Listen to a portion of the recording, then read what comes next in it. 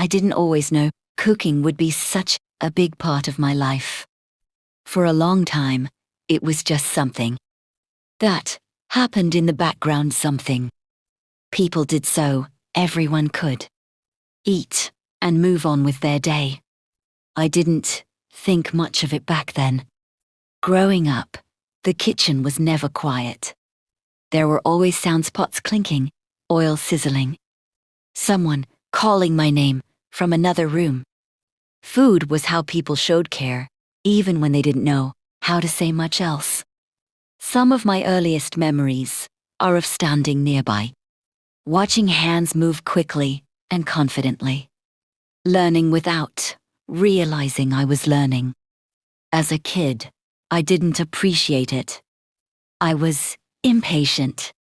I wanted things fast, exciting, immediate. Cooking felt slow. It felt ordinary. I didn't understand that those everyday meals were actually moments being created.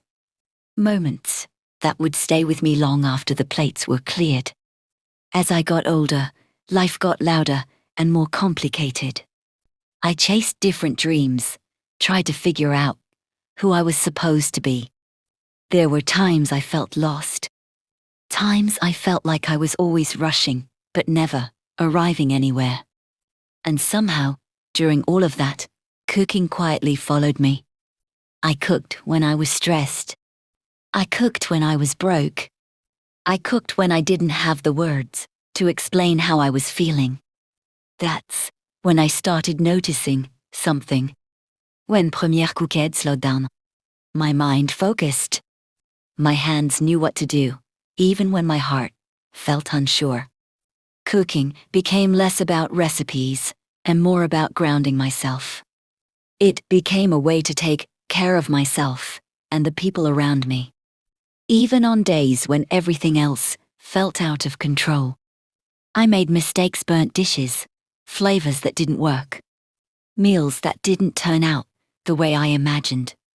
But I learned that cooking is forgiving. You can adjust, try again, add a little more patience. And in a strange way, that lesson started showing up in the rest of my life too. Eventually, cooking stopped being something I did only out of necessity. It became something I chose.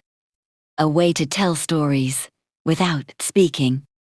A way to honor where I came from while creating something new. Every dish carries a memory of home, of struggle, of growth, of love. Starting this channel wasn't about being perfect or impressing anyone. It was about sharing real food made by a real person with a real life behind it. The meals you see here are shaped by years of trial and error. Quiet nights